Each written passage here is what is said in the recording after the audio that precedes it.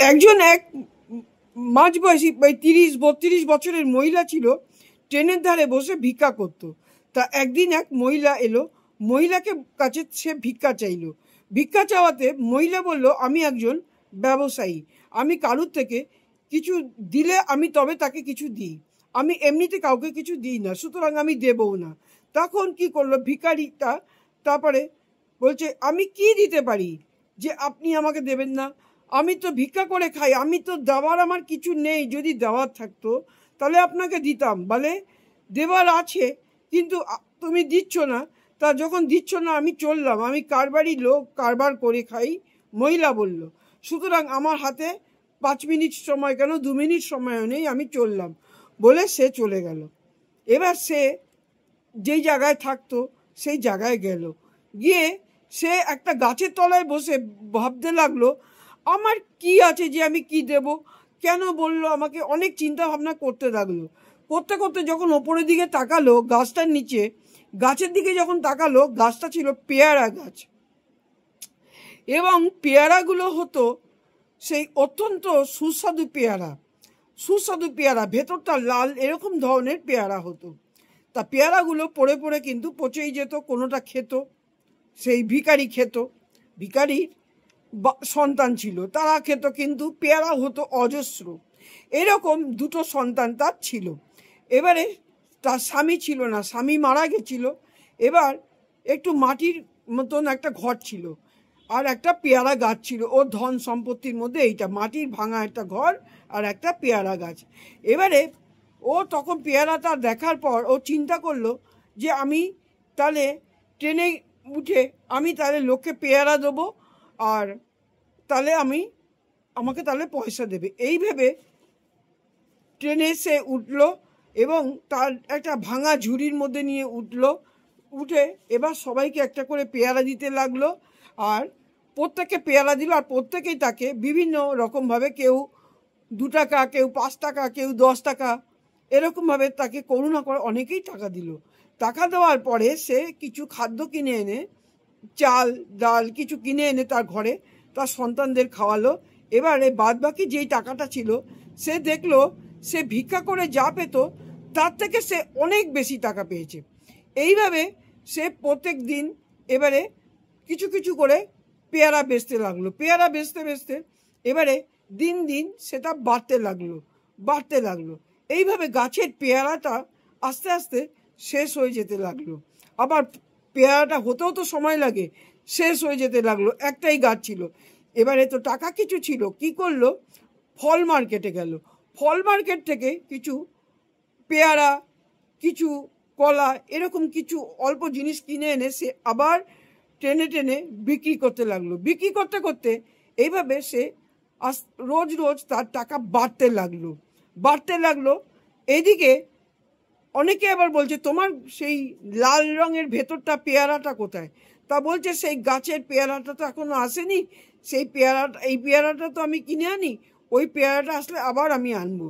তা এইভাবে সে ঘুরতে ঘুরতে ঘুরতে ঘুরতে এবারে সে ওইভাবে ট্রেনে বিক্রি করতে করতে প্রত্যেক দিন ফল মার্কেট থেকে নিয়ে আসতে তার এইভাবে ব্যবসাটা বেশ ভালোই চলতে লাগলো। ডাল ভাতের বদলে তার সন্তানদের আরও কিছু খাদ্য তা সে জোগাতে পারতো, খেত একবেলা, জোগাতে পারলো। এবার 2 বেলা তারা খেতে পাচ্ছে এবং নিজেও একটু খেতে পাচ্ছে। এইভাবে তার আবার সিজনে তার আবার পেয়ারা গাছ ভরে উঠলো। ভরে ওঠার পরে কি করলো, কিছু কিছু পেয়ারা নিত, ওই পেয়ারা আলাদা, নতুন আবার ফল মার্কেট থেকে কিছু পেয়ারা কিন্তু আলাদা, আবার কলা, শশা, এরম ধরনের জিনিস কিনে সে উঠতো।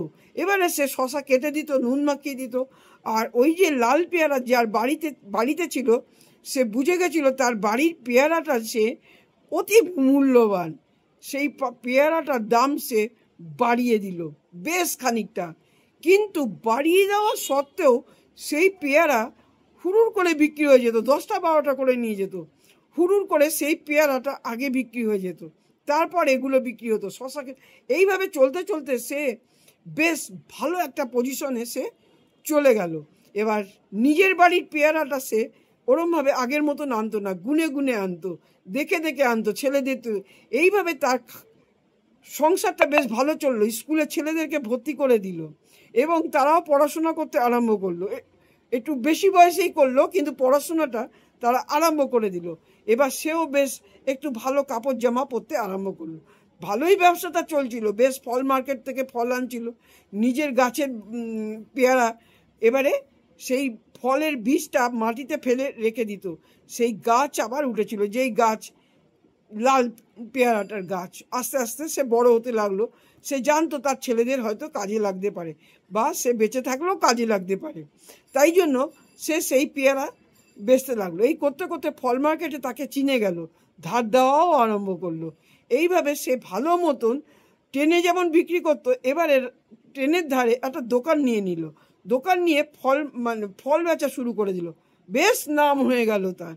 আর তার পোশাক আশাক ছিল খুবই মার্জিত, হ্যাঁ, খুবই মার্জিত। আগে তো কোনো পোশাক আশাক জীর্ণ ছিল, কিন্তু তার পোশাক আশাক বেশ মার্জিত, সাদার ওপর ঘিয়ের ওপর মার্জিত ছিল এবং পরিষ্কার পরিচ্ছন্ন ছিল। লোকে তার থেকে কিনতো বেশি। এইভাবে সে আস্তে আস্তে মহিলা ধনী ব্যক্তিতে একটা পরিণত হলো। ঘর বাড়িটা যেটা ছিল ভেঙে পুরো পাকা বাড়ি, ভালো একটা বাড়ি করলো, ছেলেদের ভালো স্কুলে আরও ভর্তি করলো। এই করেই তার দিনটা চলছিল। এইভাবে সে যখন ফল মার্কেটে বিক্রি করছিল, তার দোকানে সেই মহিলা এলো, যে মহিলা তাকে ভিক্ষা না দিয়ে তাকে বলেছিল তুমি কিছু দাও, কিছুতেই শেষ তো কিছু দেয়নি এবং কড়া ভাষায় কথা বলেছিল। তখন এবারে যে ফল বিক্রি করছিল সে কিন্তু চিনতে পেরেছে যে মহিলাটা, যে ব্যবসায়ী মহিলাটা, সে কিন্তু চিনতে পারেনি। তখন বলছে, ফল দিয়ে বলছে, ম্যাডাম আপনি আমাকে চিনতে পারছেন? তা বলছে, আপনাকে না চিনতে পারছি না। তো বলে, আপনার কাছে যে আমি চেয়েছিলাম, ভিক্ষা চেয়েছিলাম, সেই আপনি কিছুতেই দেননি। বলেছিলেন যে কিছু দিলে কিছু দেওয়া যায়, কিছু দিতে হয় তবে কিছু দেওয়া যায়, তাছাড়া দেওয়া যায় না। আপনি যেই কথাটা বলেছিলেন অত্যন্ত একটা দামি কথা আপনি বলেছিলেন। তা ফল কিনে উনি পয়সা দিলেন। এবারে যে ভিখারি যে ছিল সে পয়সাটা ঠিক গুনে নিল। সেও তার মতনই পয়সাটা পুরোপুরি পাই টু পাই গুনে নিল, এক পয়সাও কিন্তু কমালো না। সে বলছিল কম হবে না, তখন সে কিন্তু এই কথাটা বলেছিল, বলছে 1 টাকাও 10 পয়সাও কম হবে না। তখন বলছিল 10 পয়সাও কম হবে না। তখনই সে কাহিনিটা বলল, আপনিই তো আমাকে শিখিয়েছিলেন এটা। তা সে পুরো টাকাটাই তাকে দিল। এবার সে যে ফল বিক্রি করতো ভিখারি, সে কারুর থেকেও 10-20 পয়সাও কম নিত না, 50 পয়সাও কম নিত না। সে দামে বিক্রি করতো, কারণ সে চিটিংবাজি করতো না। যেই দামে কিনতো, যেইটুকু লাভ হওয়ার দরকার সেই পয়সায় সে বিক্রি করতো। এইভাবে বেশ চলছিল। এবার সে বয়সটা তো ছিল 32-33 বছর, এরকমভাবে কেটে গেছে তো বেশ বছর 10-12 বছর কেটে গেছে। এবার তার ছেলেরাও অনেকটা বড় হয়ে গেছে, এবারে তারা কলেজে পড়াশোনাও করছে। এবারে কলেজে পড়াশোনার সময় এবারে সেই মহিলা বড় ব্যবসায়িক হয়ে গেছে, অনেক কয়েকটা দোকান দিয়ে দিয়েছে, লোক বসিয়ে দিয়েছে।